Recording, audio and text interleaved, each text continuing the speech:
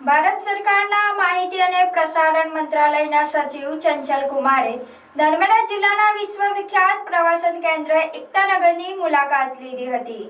તેઓની આ મુલાકાતમાં સંયુક્ત સચિવ અજય નાગભૂષણ, નેશનલ ફિલ્મ ડેવલપમેન્ટ કોર્પોરેશનના મેનેજિંગ ડિરેક્ટર પ્રકાશ મગડુમ પણ જોડાયા હતા।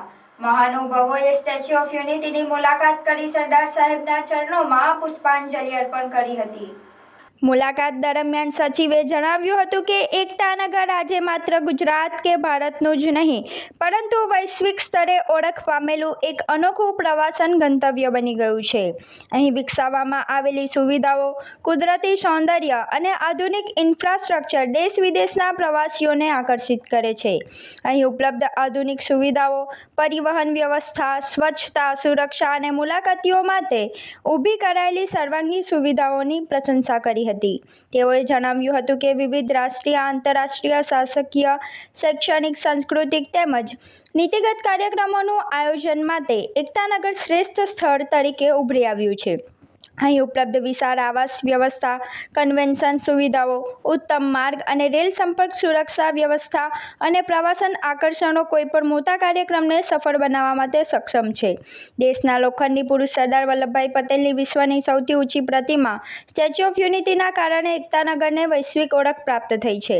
છેલ્લા કેટલાક વર્ષોમાં અહીં પ્રવાસન, પર્યાવરણ સંરક્ષણ અને સ્થાનિક વિકાસને કેન્દ્રમાં રાખીને અનેક વિશ્વસ્તરીય સુવિધાઓ વિકસાવવામાં આવી છે। એકતાનગરની મુલાકાતે આવતા પ્રવાસીઓ માટે વિવિધ પ્રકારના આકર્ષણો ઉપલબ્ધ છે, જેમાં સ્ટેચ્યુ ઓફ યુનિટી ઉપરાંત સુંદર પ્રાકૃતિક અને થીમ આધારિત સ્થળોનો સમાવેશ થાય છે।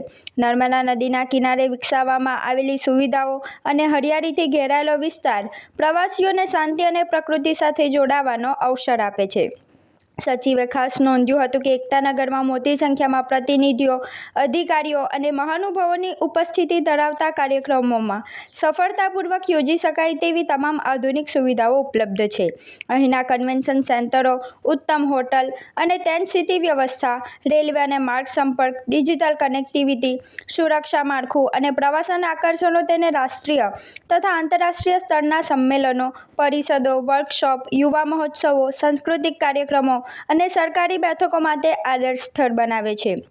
તેઓએ ઉમેર્યું હતું કે દેશના વિકાસ, એકતા, પર્યાવરણ સંરક્ષણ અને સાંસ્કૃતિક વારસાના સંદેશને વિશ્વ સુધી પહોંચાડવા માટે એકતાનગર એક પ્રેરણાદાયી મોડેલ તરીકે ઉભરી આવ્યું છે।